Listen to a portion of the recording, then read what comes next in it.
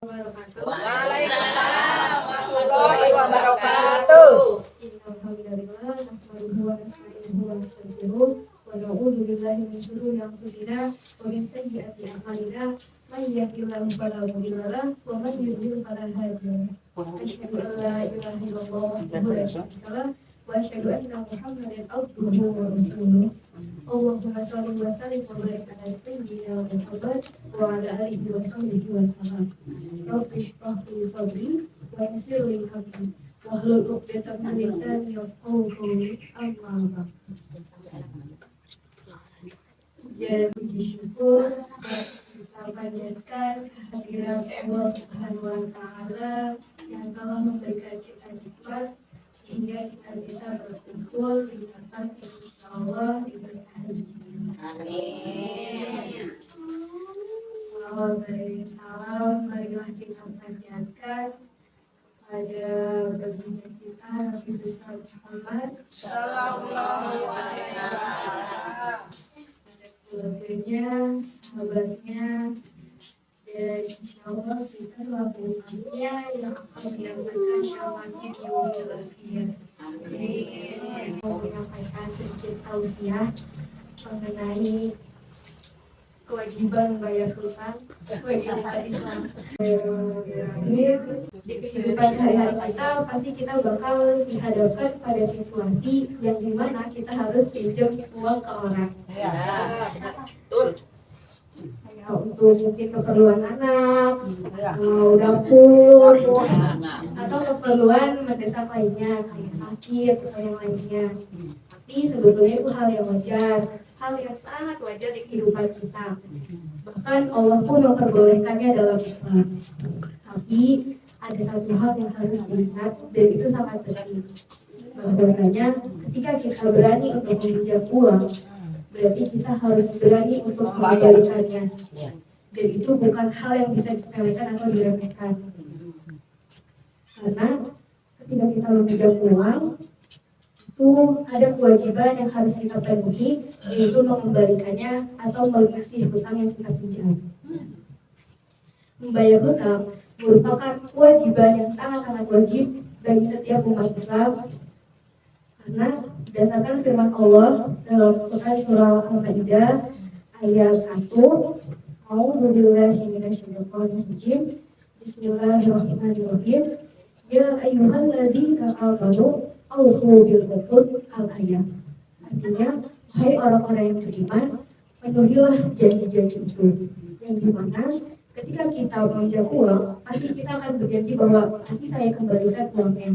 Jadi otomatis ada kalimat nanti saya kembalikan, yang dimana itu dapat disebut janji, dan itu harus kita penuhi. Kenapa sih hutang itu bisa menjadi kewajiban untuk kita penuhi? Yang pertama, selain karena perintah Allah, itu merupakan suatu amanah yang harus kita jalani. Ketika kita tidak amanah, otomatis kita akan dicap sebagai orang yang ingkar. Selain itu, ketika kewajiban, kenapa hutang itu menjadi kewajiban? Karena yang pertama, itu dapat menjaga nama baik kita. Selain itu, kita dapat menolong orang dengan membayar hutang. Karena ketika kita meminjam uang, otomatis itu ketika kita butuh, dan kita harus mengembalikannya jika suatu saat orang yang kita pinjam itu membutuhkan. Jadi otomatis ketika kita mengembalikan uang tersebut, bisa disebutkan kita juga menolong orang yang kita pinjami itu. Terus kalau misalnya nanti kita nggak bayar hutang, gimana? Jadi ibu,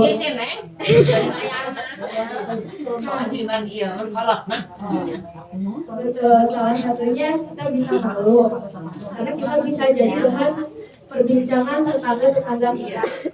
Selain itu, nama kita juga bisa dicap jelek. Udah gitu, kita dicap sebagai orang yang tidak amanah. Udah gitu, itu bakal jadi hisab kita di akhirat nanti, yang dimana hisab itu harus dipertanggungjawabkan.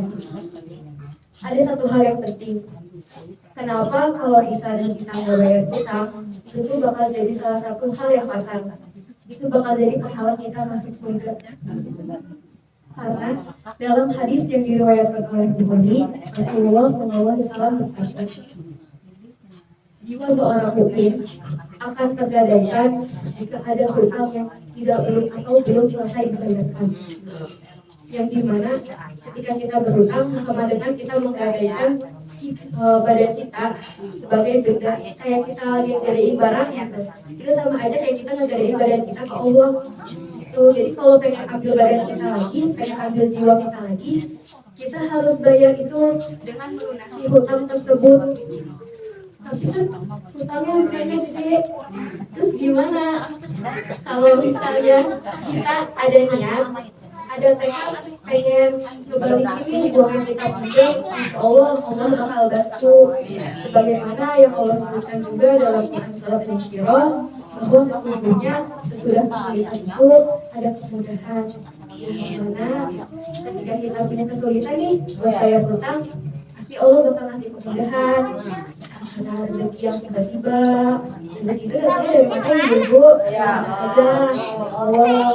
Begitu atau mungkin bisa dari anak rezekinya, ataupun dari kerjaan yang tiba-tiba datang. Selain itu, terus kalau misalnya kita udah meninggal, terus kita punya hutang, itu gimana? Nah, ya betul, hutang itu akan terlimpahkan ke keluarga kita yang kita tinggalkan.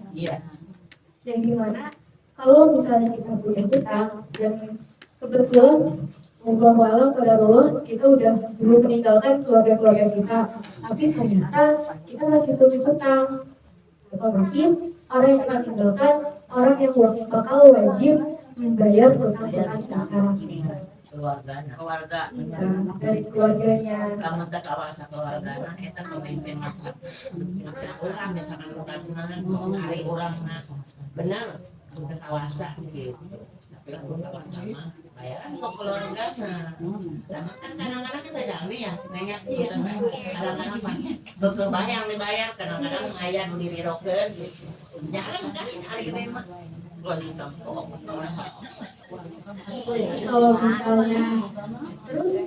misalnya keluarganya mau bayarin tapi bingung ada uangnya, bayarnya bisa pakai harta waris yang ditinggalkan. Walaupun mungkin harta yang ditinggalkan itu tidak bisa memenuhi dari hutang yang ditinggalkan, kita bisa mengusahakannya dari keluarga tersebut, atau mungkin meminta keringanan, kayak misal boleh tidak dibayarnya dicicil atau dalam jangka waktu yang ditentukan, biar tidak saling membebani hutang terlunasi. Kitanya juga enak gitu. Terus kan kadang kita suka lupa nih kalau kita punya hutang, terus caranya gimana biar ingat hutang? Caranya adalah mencatat. Sebetulnya yang wajib mencatat hutang itu bukan orang yang dihutangi, tapi orang yang menghutang. Yang dimana kita sebagai orang yang berhutang itu yang wajib mencatat hutang-hutang kita, bukan orang yang misal nih saya hutang sama mafia, bukan mafia yang wajib mencatat hutang saya jika saya berhutang, tapi saya yang mencatat hutang-hutang saya. Kalau saya misal saya punya hutang ke mafia 100.000, terus saya punya hutang ke teman saya 200, itu yang wajib mencatatnya itu saya, seharusnya kita yang berhutang, bukan orang yang dihutangi gitu. Karena itu menjadi salah satu pengingat bahwa kita ini punya hutang. Jadi salah satu catatan bahwa oh iya ada kewajiban yang harus saya penuhi sebagai umat. Itu ibu-ibu. Mungkin dari saya mohon maaf bila ada kata-kata yang kurang nyaman, yang benar atau perlakuan yang kurang enak dipandang. Semoga ini bisa menjadi pelajaran untuk saya dan untuk diri semua sebagai satu acuan untuk kita bersikap ke depannya. Mungkin cukup sekian, terima kasih. Billahi taufiq wal hidayah. Wassalamualaikum warahmatullahi wabarakatuh.